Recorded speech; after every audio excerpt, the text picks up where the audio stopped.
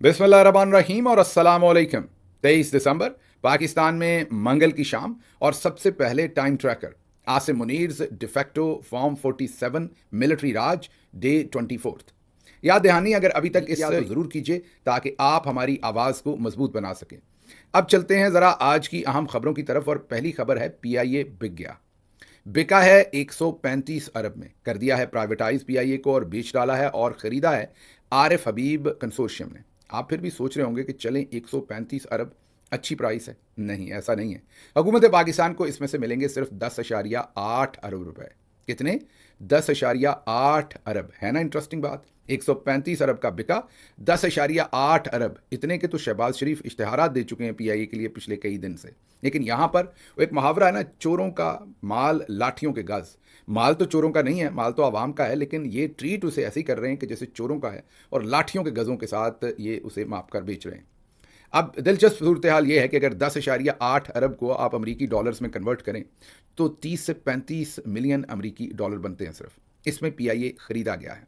PIA के पास 34-35 या शायद 38 के करीब, मीन 38 के करीब जहाज़ हैं।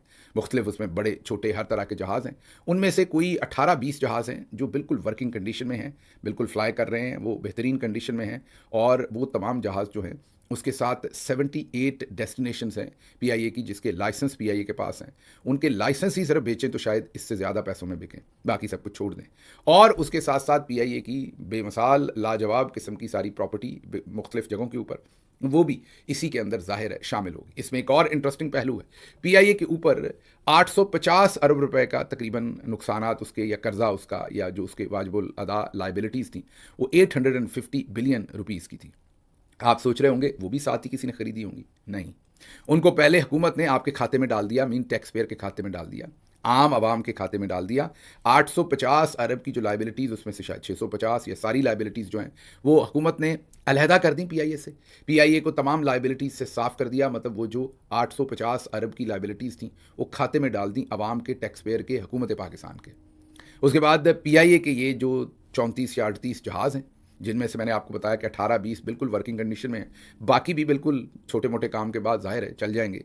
और 78 डेस्टिनेशंस, उनके लाइसेंसेस और सारी प्रॉपर्टी ये बेच डाली 135 अरब में। लेकिन इसमें एक हिडन पॉइंट है। वो पॉइंट ये है कि जो भी पीआईए को खरीदेगा वो उसका 8% जितने का भी खरीदेगा 8% हुकूमत पाकिस्तान को देगा। बाकी तमाम 92% वो अपने पास ही रखेगा, मीन पीआईए में रखेगा और उस पर इन्वेस्ट करेगा और इस एयरलाइन को बड़ा करेगा। है ना मज़े की ऑफर। मीन आप पीआईए को प्राइवेटाइज भी कर रहे हैं, बेच भी रहे हैं और उन्हीं पैसों से वो पीआईए को खड़ा भी करेगा। आपने सारे जहाज़ भी दे दिए, आपने सारी प्रॉपर्टी भी दे दी, आपने तमाम राउट भी दे दिए, डेस्टिनेशंस जो हैं उनके लाइसेंस हैं वो भी दे दिए आपने, और साथ आपने कहा कि सारे पैसे भी आप रखें। तो ये जो भी बोली लगा रहे थे ये असल में बोली अपने लिए ही लगा रहे थे। मीन दो ग्रुप्स थे जिनकी बोली आपस में लग रही थी, लकी ग्रुप और आरिफ हबीब ग्रुप। ज़रा ये क्लेम करते हैं कि एक एक अरब की बोली लगी आखिर पर।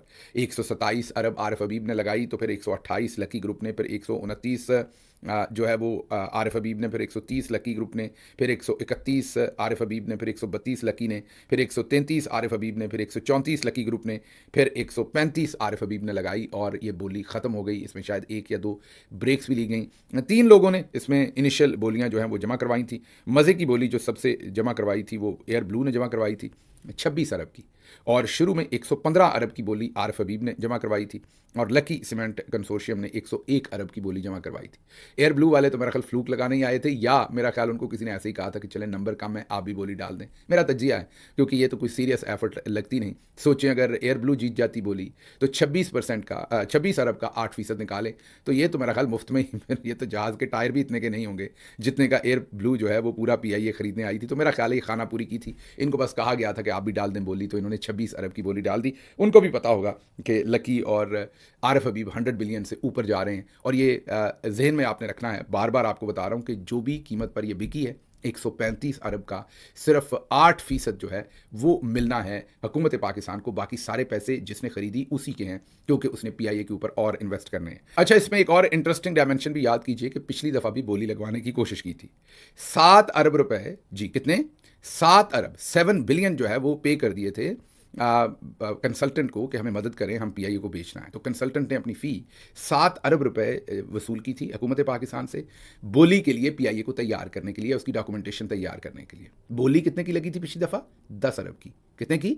10 अरब की। तो फिर उस बोली पर पीआईए को नहीं बेचा गया था क्योंकि 7 अरब का तो खर्चा पहले ही कर दिया था, कंसल्टेंट ने फ़ी ले ली थी। अब अगर वो 7 अरब भी आप सामने रखें और अभी कम से कम 4-5 अरब के तो इश्तिहार शहबाज शरीफ दे चुके हैं, अज़मत की उड़ान के पता नहीं कौन सा इश्तिहार रोज़ तमाम अखबारों के अंदर दे रहे हैं। तो 7 अरब का वो खर्चा याद रखें जो किया था कंसल्टेंट। ये बाकी हिडन खर्चे बहुत सारे हुए होंगे, ये जो सामने बता रहा हूँ। और कोई 4-5 अरब के अगर इश्तिहारात आप डालें तो ये 12-14 अरब का तो ये खर्चा शहबाज शरीफ साहब ने कंसल्टेंट और एडवर्टाइजिंग की मद में कर दिया। और हुकूमत को मिल कितने रहे हैं? 10.8।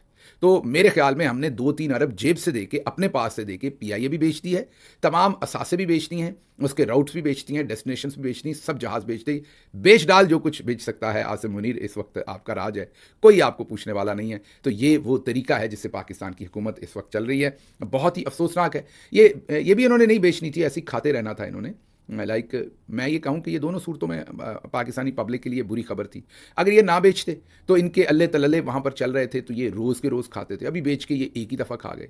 ये माजरत के साथ वो नशई वाला हाल है। माजरत इस लफ्ज़ पर मैं किसी को नशई नहीं कह रहा, लेकिन एक सिचुएशन एक्सप्लेन करने के लिए कि माजरत के पास नशई वाला हाल है। उसे रोज़ के रोज़ पैसे दोगे तब भी खा जाएगा, उसे नहीं दोगे तो वो कोई एसेट उठा के बेच के वो खा जाएगा। तो ये वो वाला काम इन्होंने किया है सब ने मिलजुल कर। इसमें मुझे याद आया एक दफ़ा पाकिस्तान में एमसीबी बैंक बिका था, वो भी ऐसे ही थोड़े से पैसे शायद उन्होंने जमा करवाए थे, बाकी उसी बैंक में से कर्जा लेके वो बैंक खरीद लिया था, वो भी नवाज शरीफ साहब ने बेचा था। ये भी इस वक्त दोबारा नवाज शरीफ साहब के सर पर ही सेहरा सजता है जो उन्होंने इस पीआईए को बेचा है। आखिरी इंटरेस्टिंग बात बताऊं कि 1 साल तक सिर्फ ये जो एम्प्लॉयज़ हैं ये इनके साथ रहेंगे, प्राइवेट कंपनी के साथ। उसके बाद वो जितने एम्प्लॉयज़ भी सारे वापस करना चाहें तो सारे हुकूमत पाकिस्तान को वापस कर देंगे। उनकी तनख्वाह, उनकी रिटायरमेंट, उनकी पेंशन वो भी हुकूमत पाकिस्तान की ज़िम्मेदारी होगी। इसलिए वो वाली लाइबिलिटी और ऑब्लिगेशन भी इस ग्रुप के नहीं है। हमारे एक दोस्त कुरैशी साहब वो चाहते थे कि पीआईए मैं ख़रीद दूँ। अच्छा, उस वक्त मैंने उन्हें कहा कि नहीं, आप ना ख़रीदें, बहुत महंगा काम होगा, आपसे चलेगी नहीं। अब जब मैं ये रेट्स देख रहा हूँ तो मुझे लग रहा है मैंने उन्हें गलत मशवरा दे दिया था, उन्हीं को ख़रीद लेनी चाहिए थी। क्योंकि चंद अच्छी गाड़ियाँ ख़रीदें तो इतने पैसों की तो वो ख़रीदी जाती हैं जितने में इन्होंने पीआईए बेच डाली है। और बल्कि मैंने आपको नेट हिसाब करके बताया है, तो पल्ले से पैसे देकर पीआईए जो है वो इन्होंने दी है। और ज़हन में रखिए कि चलती हुई एयरलाइन है, जैसे भी है। मैंने आपको बताया कि कम से कम 20-22 या 18-20 जहाज़ जो हैं वो बिल्कुल वर्किंग कंडीशन में फ़र्स्ट क्लास हैं। बाकी जहाज़ों का भी कुछ ना कुछ काम होगा तो वो भी चल जाएंगे। तो ये एक सदी का शायद बड़ा पाकिस्तान को नुकसान हुआ है मेरे तज्जिए में, और ये जो कुछ किया गया है वो आपके सामने है। तो पीआईए ने बहरहाल 5 दिन शहबाज शरीफ की हुकूमत ने अज़मत की ऊंची उड़ान के अनवान से इश्तिहारात दिए हैं। अब मुझे नहीं पता इसमें अज़मत की ऊंची उड़ान क्या है। आखिर पर ये कह दूं कि ये आज लाइव सारा शाम ये बोली चलती रही, हालांकि ये आधे घंटे का काम था, घंटों पर इसे घसीटा गया। क्यों घसीटा गया? सोचें दोबारा कि आपको अंदाज़ा हो रहा है वही कि हर इशू को इवेंट बनाना चाहते हैं। पीआईए की बोली को भी इन्होंने इवेंट बनाया, पीआईए को घाटे में बेचने का भी इवेंट था इनके लिए। क्यों? क्योंकि पीआईए को बेचेंगे, भले घाटे में बेचे। 1-2 दिन तो इसके ऊपर डिस्कशन रही, देखिए हमने भी व्लॉग में इसी पर बात की, लाइव ब्रॉडकास्ट भी इसी पर चली। तो इन्होंने पूरा एक इवेंट क्रिएट कर दिया, क्योंकि नैरेटिव इनके हाथ में नहीं है। आवाम जब डिस्कशन करती है इनको लानत मलामत ही करती है, तो ये इवेंट बनाना चाहते हैं, कोई ना कोई बात ऐसी करना चाहते हैं कि नैरेटिव की नीडल हिले, मतलब कि लोग कोई और बात करना शुरू करें। भले अंडर 19 क्रिकेट की बात करें, भले कोई और लड़ पड़े, भले कोई और मसला बन जाए, बात कोई और हो। बात फील्ड मार्शल आसिम मुनीर की इस्तिस्ना, उनके जो कारनामे हैं और जो हुकूमत के कारनामे हैं, जो इन्होंने आइन को लूटा है, पार्लियामेंट को लूटा है, सुप्रीम कोर्ट को लूटा है, या इमरान खान के साथ, उनकी ज़ौजा के साथ, उनकी पार्टी के साथ जो जुल्म कर रहे हैं, उस पर बात ना करें, किसी और चीज़ पर बात करें। इसलिए आज पीआईए की ये जो लाइव बोली थी, इसका तमाशा सारी शाम टेलीविज़न पर दिखाया गया। मकसद सिर्फ ये था कि अवाम आपको महसूस करे। कभी कॉन्सर्ट करवाते हैं, कभी गेम्स करवाते हैं, कभी कुछ और करवाते हैं, तो ये आपको इनके जो चलतर हैं वो देखने को मजीद मिलेंगे। आगे चलते हैं जी अगली खबर की तरफ। ये तो हो गई अगली खबर, ज़रा थोड़ा सा एक जोड़ पड़ा है जस्टिस आलिया नीलम और मरियम नवाज़ में। पहले हमने आपको बताया कि आलिया नीलम साहबा ने सस्पेंड कर दिया वो जो ऑर्डिनेंस कानून नया लेके आई थी पंजाब गवर्नमेंट, जिसमें डीसी कब्जे दिलवा रहा था। आलिया नीलम साहबा ने कहा, जो कि लाहौर हाई कोर्ट की चीफ जस्टिस हैं, उनके बारे में भी तासर यही कि नून लीग के बहुत करीब हैं, लेकिन आप पता नहीं क्या हो गया, दोनों खवातीन जो हैं वो एक दूसरे से उलझ रही हैं।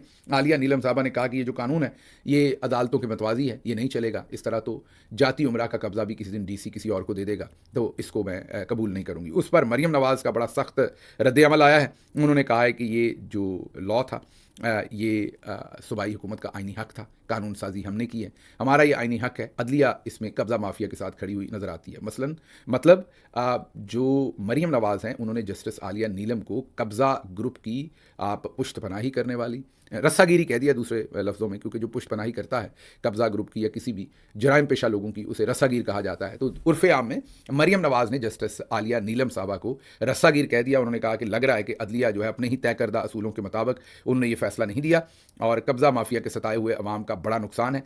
कानून की मुअत्तली से कब्ज़ा माफिया को फ़ायदा होगा, अवाम इसे कब्ज़ा माफिया की पुश्तपनाही समझेंगे। वो जस्टिस आलिया नीलम को कब्ज़ा माफी की पुश्तपनाही करने वाली कह रहे हैं। बहरहाल मैं अभी से आपको बता देता हूँ, जस्टिस आलिया नीलम इसी तनख्वाह पर काम करेंगी क्योंकि अदलिया ने जो अपनी बेतौकीरी की है, जिस लेवल पर जाके इन्होंने कंप्रोमाइज़ किया है, जिस तरह वो खुद चीफ जस्टिस बनी थी, उन तमाम चीज़ों के बाद मेरा नहीं ख्याल कि जस्टिस साहबा जो हैं वो खड़ी हो सकती हैं इस सारे मामले के अंदर। हमारे लिए तो बड़ी मोहतरम है, लेकिन आई डोंट सी कि अदलिया के अंदर अब कोई भी स्पाइन है। वो जो वज़ीर आला फॉर्म 47 की पंजाब की हैं, उनको तो छोड़ें, वो तो अब किसी SHO के सामने खड़े होने जोगी बेचारी अदलिया नहीं रही। अमा सवाए ये कि SHO जो है वो चौधरी निज़ामुद्दीन को पसंद ना हो तो फिर खड़ी हो सकती है अदलिया, लेकिन जब तक कोई जनरल्स का इंटरेस्ट किसी के पीछे है तो वो भले कोई मुहर्रर हो किसी थाने का, अदलिया उसके सामने नहीं खड़ी हो सकती। तो ये लड़ाई मुझे बेजा नज़र आ रही है, लेकिन शुरू हुई है, देखते हैं आने वाले दिनों में क्या होता है। बाकी पंजाब के आपको हालात बता दें, जिस पर जस्टिस आलिया नीलम साहबा को बहुत पहले एक्शन लेने चाहिए थे, लेकिन वो खामोश रही हैं और लोग मर रहे हैं। ये अगले आपको एक दो वाक़यात बता देते हैं, उससे आपको पता चल जाएगा कि वही पुलिस जिसको इन्होंने भूखे कुत्तों की तरह बनाकर आवाम पर छोड़ा, माजरत इस लफ्ज़ पर, लेकिन वो अब आवाम को नोच रहे हैं और किसी को समझ नहीं आ रही कि जाना है तो किधर। अयाज नामी एक नौजवान लाहौर में अपने घर के सामने 4-5 अपने दोस्तों के साथ बाहर बैठा हुआ था। वहाँ पर पुलिस गुजरी, पुलिस ने उन लोगों की तलाशी लेना शुरू की। ज़ाहिर है जहाँ भी बैठे नौजवानों को देखते हैं, कुछ ना कुछ तो छेड़खानी करेंगे, जेब से कोई चीज़ निकल आई तो पैसे ले लेंगे, रिश्वत ले लेंगे, इसी चक्कर में उनकी तलाशी वलाशी की। अयाज 4 बच्चों का बाप था और अपने दोस्तों के साथ, 4 दोस्तों के साथ ही अपने घर के सामने बैठा था। तलाशी के दौरान पुलिस के साथ कुछ तल्ख़ कलामी हुई, CCD वाले पकड़ कर ले गए। उसी तल्ख़ कलामी की वजह से CCD वाले वहाँ से अरेस्ट करके ले गए और जाकर जाली पुलिस मुकाबला बनाकर अयाज को कत्ल कर दिया। ये सूरत हाल है। मतलब माफिया, मैंने आपको याद होगा 6-8 महीने पहले जब लोग बड़े खुश होते थे नेफे में पिस्तौल चलने पर, उस वक्त मैंने आपको कहा था कि ये सबके घरों को आग आएगी। पुलिस को जब आप एक माफिया के तौर पर ट्रीट करेंगे, अंडरवर्ल्ड के तौर पर ट्रीट करेंगे, उनसे कत्ल गारत करवाएंगे। हाल ही में एक पिटिशन लाहौर हाई कोर्ट में फाइल हुई कि पिछले 6 महीने के अंदर 2200 2200 के करीब लोगों को कत्ल कर दिया जाली पुलिस मुकाबलों के अंदर, और शायद टारगेट जो है वो 7000 है। जी हाँ, ये ज़राए क्लेम कर रहे हैं और सोशल मीडिया पर और मीडिया पर ये क्लेम था कि 7000 का टारगेट रखा हुआ है कि 7000 लोगों को मारना है। टारगेट तो ये बनाकर रखा होगा ना कि जराइम पेशा लोगों को मार के जराइम को ख़त्म करना है। जराइम को ख़त्म करने के लिए जराइम पेशा लोगों को ही कत्ल कर दो। और अब पुलिस को कौन पूछे, वो जिससे लड़ेगी, जिससे मुखालफत होगी, जिसके खिलाफ पैसे पकड़ लेगी, उनको भी वो जराइम पेशा डिक्लेयर करके कत्ल करती जाएगी। अयाज के साथ ये हुआ है, 4 बच्चों का बाप है। ये लाहौर का वाक़या। अगला सुनिए। अयाज के बाद आपके सामने जो अगली खबर रखते हैं वो इस्लामाबाद के थाना लोई भेर के इलाके की है। डॉक्टर साहबा हैं, एक मेडिकल डॉक्टर, फ़िज़ा शायद उनका नाम है अगर मैं गलत नहीं। उनकी अपने शौहर के साथ झगड़ा हुआ, वो पुलिस स्टेशन चली गई उस झगड़े को लेके। SHO थाना लोई भेर जो था, उसने उनको इंसाफ देने की बजाय उन्हीं को हरासा करना शुरू कर दिया और उनसे पैसे भी लिए, जेवर भी लिया, उन्हें ब्लैकमेल भी किया। उनकी अब वीडियो सामने आई है। उनसे जिनसी हरासगी भी उनकी की और उनको कई महीने तक वो और उनके एक वकील दोस्त, इल्ज़ामात ये हैं कि SHO और एक वकील SHO के जो दोस्त हैं वो मिलकर ये खेल खेलते रहे, ये इल्ज़ामात हैं। अब वो डॉक्टर साहबा सामने आई हैं, उन्होंने कंप्लेन की है IG इस्लामाबाद को और वो तमाम डॉक्यूमेंटेशन दी है, मैसेजेस दिए हैं जिसमें हरासगी कर रहे हैं SHO। बजाय उनको प्रोटेक्ट करने की या उन्हें को इंसाफ देने की, वो उनको जैसे ही वो उनके हत्थे चढ़ी वो उनको हरासा करना शुरू हो गए। अभी एक पॉडकास्ट, मुझे नाम तो याद नहीं है या मैं उन्हें नहीं जानता, लेकिन अच्छा पॉडकास्ट करते हैं वो, पहले भी मैंने उनके वीडियोस देखे। उनका पॉडकास्ट एक सामने आया जिसमें वो इमरान शफकत नामी सहाफ़ी को कोट कर रहे थे और कोट करके ये कह रहे थे कि जो NCCIA के पीछे इस वक्त मिलिट्री इंटेलिजेंस पड़ी हुई है, वो इसलिए पड़ी हुई है कि NCCIA जो कि साइबर क्राइम्स के ऊपर काम करती थी, अगर आप किसी को फेसबुक पर, इंस्टा पर, ऑनलाइन किसी तरह से भी हरास करते हैं तो वो NCCIA के ज़ुमरे में आता था। असल में तो ये इदारा हम लोगों को टारगेट करने के लिए बनाया गया था, लेकिन इसके असल कामों में जो बात लिखी गई थी वो ऑनलाइन हरास की थी। तो वो उस पॉडकास्ट में ये बताया जा रहा है कि यहाँ तक मामला पहुँचे कि लोगों ने कंप्लेन की और NCCIA उनके घरों में चले गए कंप्लेंट सुनने के लिए और बाद में उनकी औरतों को हरास करते रहे, उनके बच्चों को हरास करते रहे, बदफेली करते रहे, अब आप मैं इससे ज़्यादा लफ्ज़ ना ही इस्तेमाल करूं तो यही काफ़ी है कि जो कंप्लेनेंट थे उनको इंसाफ देने की बजाय बाद में ब्लैकमेल करके उन्हीं की औरतों के साथ बदफेली, उन्हीं के बच्चों के साथ बदफेली, ये इल्ज़ामात और इसका रेफरेंस इमरान नामी जो सहाफ़ी हैं उनको वो रेफ़र कर रहे हैं। और पॉडकास्ट के अंदर उन्होंने डिस्कस किया और कहा कि अब इस सरकार से ही लोगों को अल्लाह बचाए। ज़ाहिर है जब आपकी हरासगी किसी की भी होती है तो उसके पास कोई हरास करने वाले के पास कोई न्यूड पिक्चर्स होती हैं, कोई ऐसी चीज़ होती है, वो आपको भेजता है, आप वो सारी चीज़ें जाकर एक इदारे में जमा करवाते हैं NCCIA में कि ये जी ये मुझे हरासगी की जा रही है। अब वो जो सेंसिटिव मटीरियल है वो उन तक भी पहुँच गया, तो उस मटेरियल को लेके वो बजाय इसके कि जो कल्प्रिट है उसको पकड़ें और सजा दें, वो उस मटेरियल को लेके आप ही की खवातीन को जो है वो हरास करना शुरू हो जाते हैं। ये हालात हैं फील्ड मार्शल साहब के, जो वो एक रियासत तैयबा की बात बार बार करते हैं, ये वहाँ पर हालात उन्होंने पुलिस के बर्पा कर दिए हैं। इस पॉडकास्ट में वो जो मोहतरम है वो ये भी कहते हैं, माजरत मुझे उनका नाम नहीं पता, बहुत अफसोस की बात है कि मैं नाम उनका नहीं ले पा रहा, लेकिन अच्छा पॉडकास्ट करते हैं वो, कोई शक नहीं। उन्होंने कहा कि ये सब कुछ इसलिए हुआ है, ये उनका ओपिनियन है, कि जब PTI पर ये सारे इदारे छोड़े गए, ये सारे लोगों को छोड़ा गया और PTI की खवातीन की इज़्ज़तों को मलिया मेट किया गया, वर्कर्स की इज़्ज़त को मलिया मेट किया गया, चादर चार दीवारी की, तो हमारी अशराफिया भी, हमारे लिबरल भी, हमारे सहाफ़ी भी सब खामोश रहे कि अच्छा PTI के साथ हो रहा है। अब उन्होंने कहा कि मामला यहाँ तक बढ़ गया है कि NCCIA की जब इन्वेस्टिगेशन हुई है तो इनके अफसरान जो हैं वो लोगों को इस तरीके से हरास करने के अंदर मुलव्वस हैं। अगली खबर की तरफ चलते हैं। ये तो हालात आपको इवेंट बताए हैं जो कुछ इस वक्त इस्लामाबाद में और लाहौर में और NCCI में हो रहा है, लेकिन दूसरी तरफ अंग्रेजियाँ बोलने का दिल कर पड़ा है। ये पहले ज़रा मैडम की अंग्रेजी सुनिए। A spectacular show. What a riveting spectacle. सुन लिया, आज उन्होंने ये लफ्ज़ बोले हैं, अल्लाह ही खैर करे कि मुंह में नहीं फंस गया लफ्ज़ मेरी बाजी के। और आजकल तो बाजी के डॉक्टरों के साथ भी रिलेशनशिप ठीक नहीं है, क्योंकि डॉक्टरों की बिस्ती शिस्ती बड़ी की हुई है पिछले दिनों में, तो अगर कोई अंग्रेज़ी का लफ्ज़ मुंह में फंस गया तो उससे जॉ लॉक हो गया, तो मुझे नहीं पता फिर जाकर ये कहाँ से अपना ट्रीटमेंट फिर इतने दिन बोलेंगी नहीं, बाहर जाना पड़ेगा मुल्क के। तो बाजी इतनी मुश्किल अंग्रेज़ी ना बोला करें। मैं समझता हूँ आपके ऊपर और दूसरी तरफ फील्ड मार्शल के ऊपर बड़ा प्रेशर है कि आप दोनों ने अपने आप को पढ़ा लिखा साबित करना है, लेकिन मेरी समझ से बाहर है कि आप इतनी औखी अंग्रेज़ी क्यों बोलती हैं। इन्होंने भी अंडर 19 टीम के जीतने के ऊपर ये अंग्रेज़ी बोली है। मैंने आपको कहा ना कि हर चीज़ में हवा भरते हैं बेचारे, इनको हर चीज़ से कोई ना कोई इवेंट बनाना है ताकि अवाम की तवज्जो रियल इश्यूज़ से हट के इनकी ये चोरबदारी और करप्शन से हट के उस पर जाए। दूसरी तरफ हमारे फील्ड मार्शल साहब की भी एक और वीडियो जारी की गई है जिसमें इंटरनेशनल मीडिया कह रहा है कि उन्होंने कई बार इसमें कुरानिक रेफरेंसेस को इन्वोक किया। वो तो हर जगह ही करते हैं, हमें तो अब आदत हो गई है। वो हर जगह कुरानी आयात बोलते हैं, फरमाते हैं, उनकी तशरीह करते हैं, लेकिन अपनी मर्ज़ी की। वो अपने ऊपर लागू नहीं करते, दूसरों पर लागू करते हैं। लेकिन लिबिया से जो उनकी अंग्रेज़ी की तकरीर सामने आई है उसमें दो तीन चीज़ें बड़ी हैरान कुन। एक तो उनकी आवाज़ कांप रही है। आवाज़ क्यों कांपती है, इस तरह से बात करते हुए आपकी आवाज़ क्यों कांपेगी, ये मेरी समझ से बाहर है। ये ज़रा कोई जो डॉक्टर हजरात हैं या कोई और एक्सपर्ट इस चीज़ के हो सकते हैं, वो ज़रूर कमेंट में कोई बता सके तो बताइएगा। मैं ज़रूर इसमें दिलचस्पी रखता हूँ कि फील्ड मार्शल साहब चले अंग्रेज़ी बोल रहे थे, ये प्रेशर था, वैसे प्रेशर था, नींद पूरी नहीं थी, क्या वजह थी, आवाज़ उनकी क्यों कांप रही थी। और फिर उन्होंने वहाँ तकरीर करते हुए कहा कि जो सबसे पहले ख़तरा मोल लेता है वही कामयाब होता है, जो हिम्मत नहीं करता वो कभी कामयाब नहीं होता। ये एक आफाकी असूल है। वो लिबिया के लोगों को ये तरगीब दे रहे थे कि आप भी ख़तरा मोल लें, जैसे 9 मई का ख़तरा मैंने मोल लिया और सब कुछ पलटा के रख दिया। आप भी जो एडवेंचर करेगा वही विनर होगा, जैसे मैंने अपनी ही कौम के साथ एडवेंचर कर दिया 9 मई को, और वैसे ही आप करें, मेरा ख्याल है। लफ्ज़ उनके ये नहीं थे, मेरे ख्याल में उनका मकसद यही था। ज़रा छोटी सी अंग्रेज़ी की उनकी भी झलक सुने। And my dear brother, this is again a universal principle. Who dares wins, and who doesn't dare cannot win.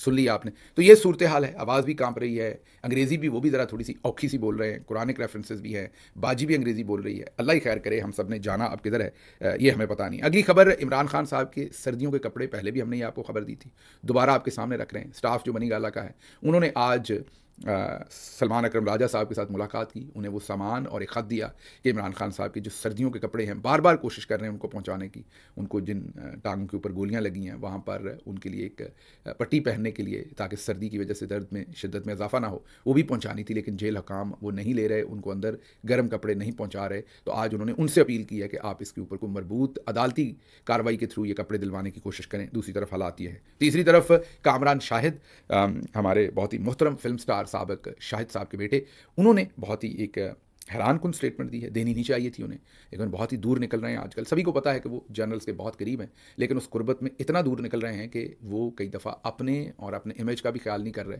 कि वो किस तरह से लगेंगे या कल को कैसे याद किए जाएंगे। लेकिन मेरा ख्याल इस वक्त बिल्कुल परवाह नहीं है। क्यों नहीं है मुझे समझ नहीं। उन्होंने कहा कि इमरान खान की मौत से मतलब फेक न्यूज़ चली, लेकिन कोई बंदा परेशान होकर भी सड़कों पर नहीं निकला।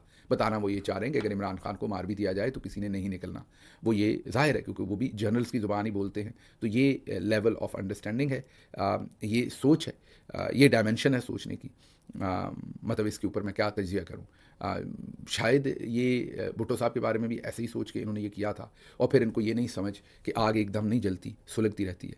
और आज भी सिंध के अंदर आपके हालात क्या हैं, मुल्क कितना मजबूत हुआ भुट्टो साहब को लटकाने के बाद, फांसी देने के बाद, वो आप सबको पता है। ज़रूरी नहीं होता कि आग एक धमाके से ही लगे। कई दफ़ा आग जो है वो सुलगती रहती है और फिर ऐसी लगती है कि आपकी जान नहीं बचती। अब जो आपके हालात हैं, पंजाब एक रह गया था, बाकी तीनों सूबों में तो जो आपकी रेपुटेशन थी, जो आपके हालात थे, वो आपके सामने थे और आज भी हैं। अब पंजाब में भी आप यही कर रहे हैं। और कामरान शाहिद साहब को अभी तक मेरा ख्याल क्योंकि या तो बहुत ही नौमौलूद हैं या हिस्ट्री नहीं पढ़ना चाहते या नहीं समझना चाहते, या ताकत सर को बिल्कुल रश कर रही है और उनको समझ नहीं आ रही कि वो क्या कह रहे हैं। तो पंजाब एक रह गया है। तो आप ऐसी हरकतें अगर आपने कंटिन्यू रखनी है तो फिर यही होना है जो बाकी 3 सूबों में आपके साथ हो रहा है। आखिरी खबर आपके सामने रखते हैं, जो उलमा और मशाइख की कॉन्फ्रेंस के जवाब में जो उलमा कॉन्फ्रेंस हुई है, उसमें से 2 टुकड़े आपको सुनवाने हैं। पहला टुकड़ा सुनिए जो फजलुर रहमान साहब ने कहा। जब काबुल पर आप बमबारी करेंगे तो जाहिर है कि ऐसा ही है जैसे कोई आपकी इस्लामाबाद में बमबारी करे। अगर आप कहते हैं कि हमने अपने दुश्मन के मराकज पर स्ट्राइक किया है और आप इसको एक जायज बयानिया कहते हैं, तो हिंदुस्तान आपसे कहता है कि मैंने बहावलपुर में हमला किया है, मैंने मुरीद के में हमला किया है, मैंने कश्मीर में हमारे खिलाफ कार्रवाई करने वालों के मराकज पे हमले किए हैं।